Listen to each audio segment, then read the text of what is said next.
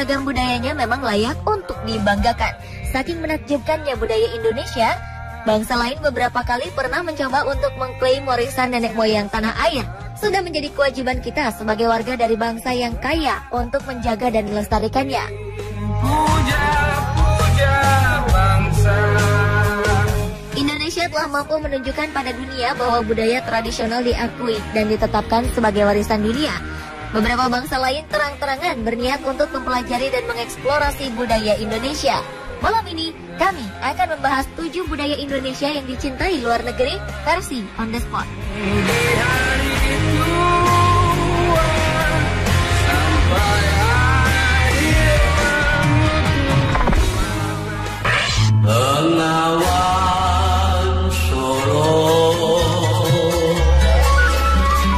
Diawali dengan lagu Bengawan Solo yang dibayar royaltinya oleh Jepang. Lagu Bengawan Solo diminati di Jepang karena bangsa Jepang menyenangi lagu bertema alam. Jepang kemudian menerjemahkan lagu ini ke dalam bahasa Jepang. Menurut Kepala Bagian Tata Usaha dan Hubungan Masyarakat Direktorat Jenderal Hak Kekayaan Intelektual Kementerian Hukum dan Hak Asasi Manusia, Agung Damar Sasongko, pemerintah Jepang melalui Lembaga Penanganan Hak Cipta dan Royalti telah membayar royalti lagu Bengawan Solo karya Gesang Martohartono. Royalti untuk lagu Bengawan Solo ini senilai 100 juta per tahun. Menurut Agung, nilai dari royalti ini akan digunakan untuk kepentingan sosial karena almarhum Gesang tidak memiliki keturunan yang berhak menerima royalti lagu Bengawan Solo. Meskipun Jepang membayar royalti, ditegaskan tidak berarti lagu Bengawan Solo boleh diklaim sebagai milik Jepang.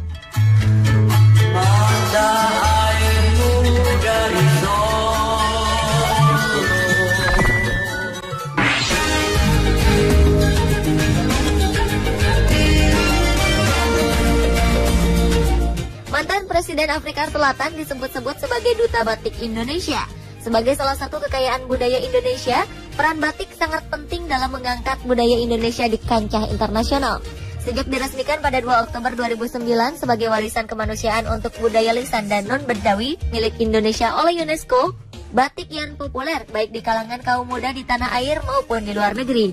Salah satunya adalah Nelson Mandela, peraih Nobel Perdamaian 1993 dan Presiden Afrika Selatan 1994 hingga 1999 ini adalah Duta Batik. Dalam berbagai kesempatan, Nelson Mandela selalu berbusana batik.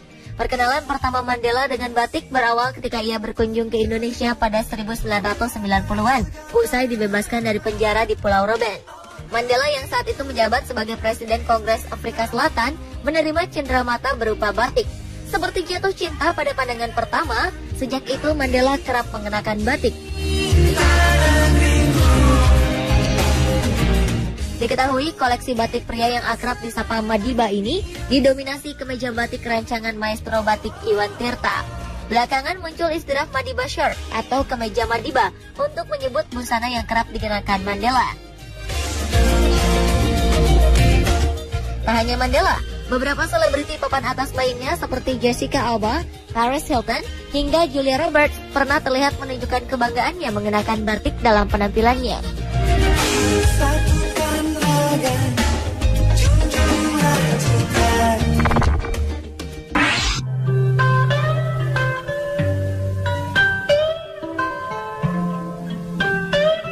Berikutnya adalah alat musik sasando yang disumbangkan ke Spanyol. Sasando merupakan sebuah alat instrumen musik petik dari Pulau Rote, Nusa Tenggara Timur. Biasanya sasando digunakan sebagai alat musik pengiring tari, penghibur keluarga saat berduka, dan untuk perayaan acara sukacita.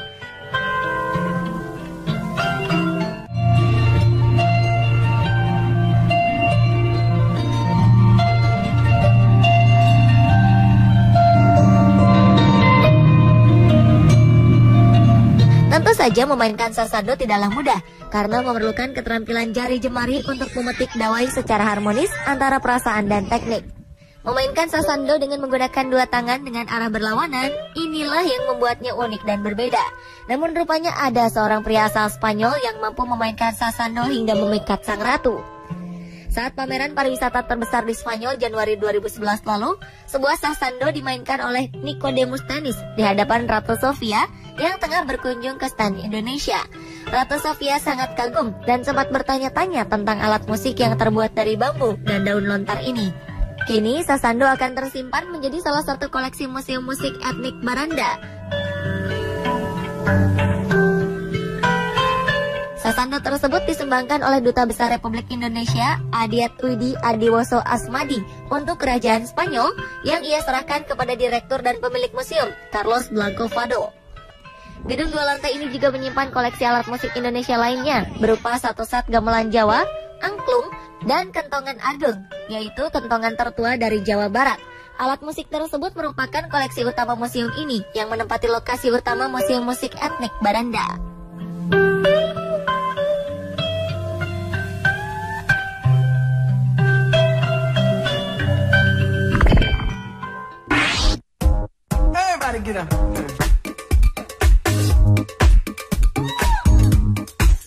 Jika sedang liburan ke Belgia, jangan lupa mampir ke Brugeland.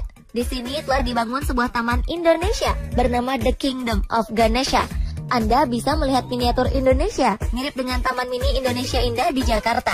Taman seluas 5 hektar ini diresmikan pada 20 Mei 2009. Taman ini dibangun sebagai bentuk penghargaan dan kehormatan untuk bangsa Indonesia.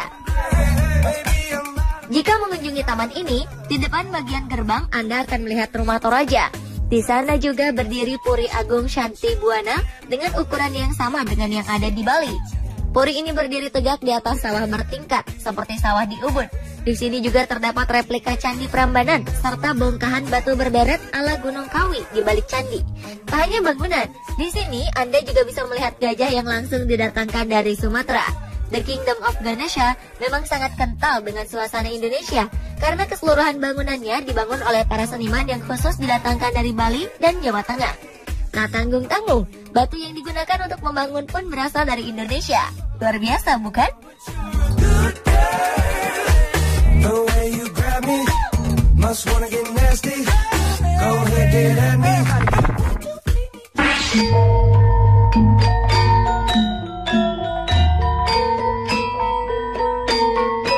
Rupanya gamelan menarik minat luar negeri untuk dipelajari secara serius dan khusus. Gamelan bahkan menjadi kurikulum sekolah di New Zealand, Singapura, Jepang, dan Amerika Serikat. Gamelan menjadi kurikulum tetap di New Zealand School of Music, NZSM, Special Indonesian Gamelan. Di Singapura, gamelan dijadikan sebagai mata pelajaran wajib di sekolah dasar. Sementara di Amerika Serikat, gamelan Jawa sudah terkenal di berbagai universitas unggulan, seperti di Berkeley, San Jose University, Lewis and Clark College, hingga Michigan. Di Jepang, gamelan juga sudah menjadi media ajar di berbagai universitas. Gamelan sungguh telah menularkan keelokan irama yang mendalam bagi masyarakat dunia. Tak ayal jika gamelan kini dapat dijumpai di mana-mana. Kabarnya, terdapat 500 lebih perangkat gamelan di Amerika Serikat dan sekitar 100 perangkat gamelan ada di Jepang. Sedangkan Australia, Jerman, Perancis, dan Singapura hampir tiap sekolah dasar memiliki gamelan.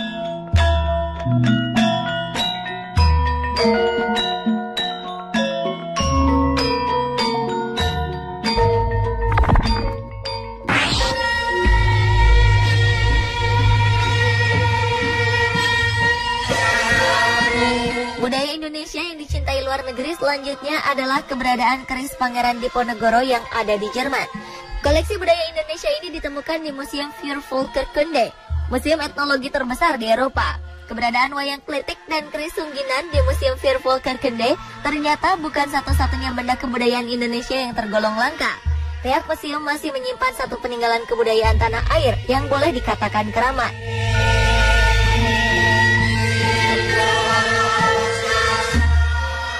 Dari sekitar 14.000 benda kebudayaan Indonesia di Museum Viervolkenkunde, ada satu yang menarik perhatian. Benda itu adalah keris. Ini bukanlah keris biasa. Si yang punya keris diduga kuat adalah Pangeran Diponegoro, sosok pahlawan nasional asal Yogyakarta. Beredar kabar jika keris yang digunakan Pangeran Diponegoro berada di Belanda setelah sang pahlawan wafat. Namun kabar tersebut masih menjadi polemik tersendiri, sebab keberadaan keris keramat itu justru dikabarkan berada di Austria.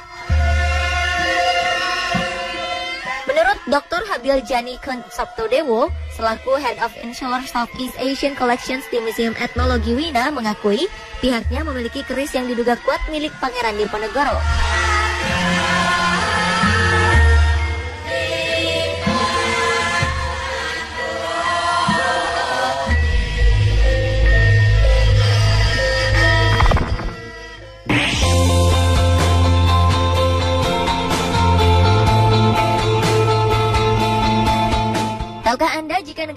Eropa yang terkenal sebagai negara yang romantis, yakni Prancis, menyimpan benda-benda peninggalan budaya Indonesia.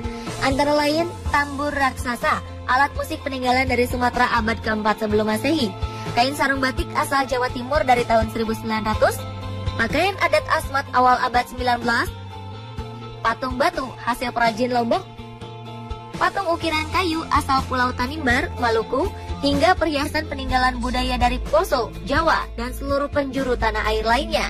Benda-benda ini terawat baik di Museum Quai Branly, Prancis. Gedung museum seluas 40.600 meter persegi ini memiliki 218 benda budaya Indonesia yang begitu indah tertata.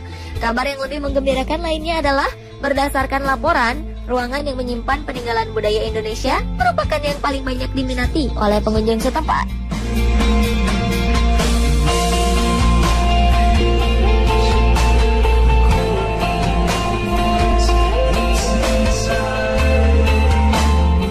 Pemirsa, itulah ketujuh budaya Indonesia yang dicintai luar negeri versi On The Spot.